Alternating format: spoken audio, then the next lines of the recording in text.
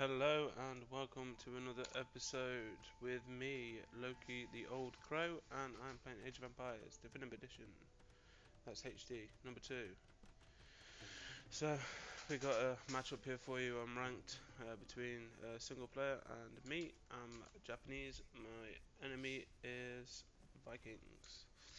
And as you see, with most games, I'm trailing quite badly. But I never really get caught up in the score too much, especially early doors anyway. So as you can see, everything's nice and peaceful, doing well, just pumping out them villagers, and so is my enemy. My enemy is also doing it a lot better than me. So he's getting his boar at 12 pop. I don't think I'll get mine till 14.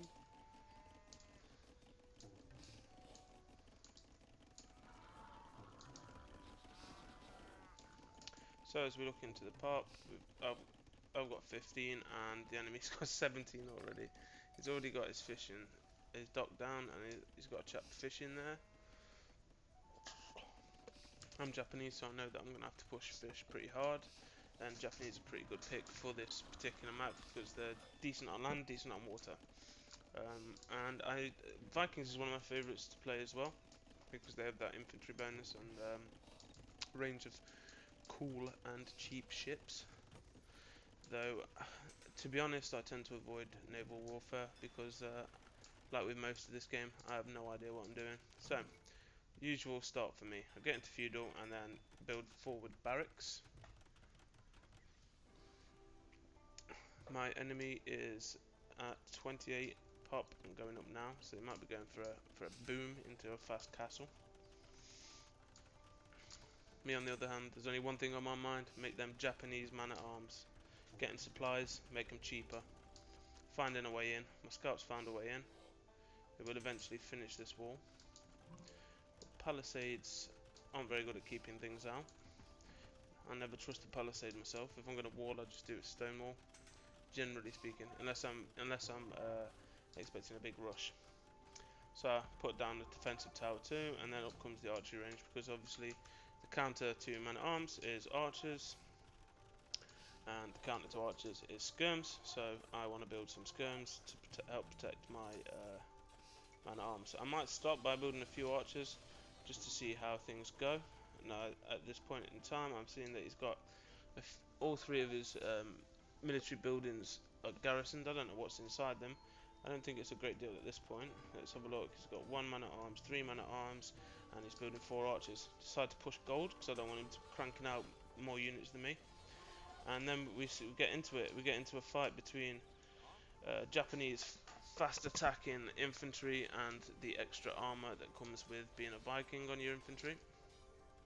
Now I'm just going to be absolutely incessant in this game. I'm going to keep up the pressure. As you can see, I'm not even building villages at this point, but neither is my enemy. I'm starting to go for them upgrades now for my infantry. At this point, it doesn't look too healthy for my competitor. He's deciding to build farms because he is in danger here. My army will take out his villagers at this sort of stranded berries. It's not covered by his town centre. Not that it often is anyway. The name of the game for me is to, like I said, build some skirms, build a lot of man-at-arms. Got 12 man-at-arms out at the moment, and I've decided that I don't need to build anymore because he doesn't seem like he's attacking. This is one of my favourite parts of this game. He walls in his stone villagers. That would signify to me that he's going for a fast castle into a castle drop. But of course, I'm draining his food and gold. He's having to spend it on military units, so he's having to spend it on archers and man-at-arms to try and keep my man-at-arms at bay. Build another archery range there, and I notice if I just keep smashing down his buildings, one can take the things, the units inside the building before they manage to mount up, and 2, he has to keep building these buildings. So that inhibits his farm production because he won't be able to build more farms, and it will inhibit any other production that requires a building, which is basically everything. in order for your villagers to drop off. A little bit of mismanagement there by me. I'm going to lose both my man-at-arms, I think. Or not. That's unlucky by him. So there we go, cracked open his base, and yeah, they were mounting.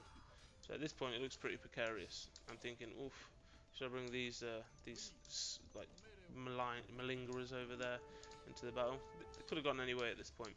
I've already done quite a lot of damage, but he's still ahead on score, and it doesn't look too healthy for me. So I've got 4 man-at-arms now, ready to go, ready to reinforce, and still have a little squad there doing absolutely nothing. I was searching for an extra gold pile, and I didn't know where his gold was until I found it with my scout here, but they're not taking from it. So I just decide I'm going to keep going, keep attacking, keep the pressure up, keep building more military units. Meanwhile, I'm still exploiting the fish over here. So is my enemy. He's got 6 fishing ships, so I've got 9. Another big battle gonna come down here. I've moved my 4 squad of how do I put them, work avoiders, and brought them all in here. So I'm going to chase his army away and then destroy his building.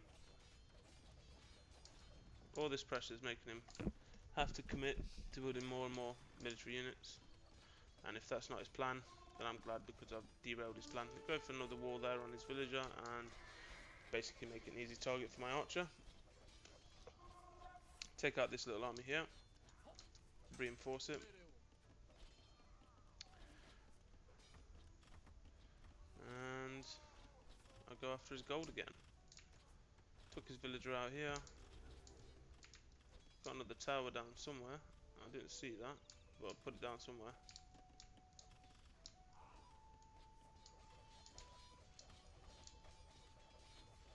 Still not producing any villagers. He's got 10, 13, 20, 22 villagers, and he's going to Castle Age. I at the moment have 33 villagers and 27 military troops, I think. Oh no, that doesn't include my now 11 strong fishing fleet.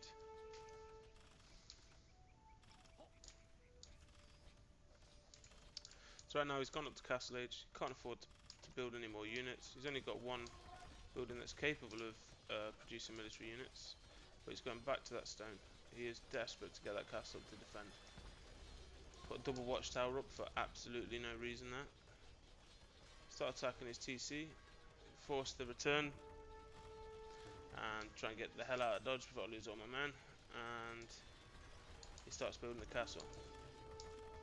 At this point, things are looking precarious. If he gets that castle up, I'm stuffed. I'll do a little bit of market stuff and get myself into Castle Age, and then this is probably my favourite play that I did. I just dropped my 4 archers there. They're not upgraded, I don't think. They got 1 upgrade, and I'm just going to sit in there, knowing that even if they get the castle up, they're going to be within the range, 1 tile range, so they don't get attacked because murder holes. So I'm scratching my head now, thinking, he's not taking gold. Where on earth is he getting his gold from? So I put the fog of war on. I don't even see his gold pile up here, which he's taken from. It's only 2, but still, every little helps. Trains a berserk.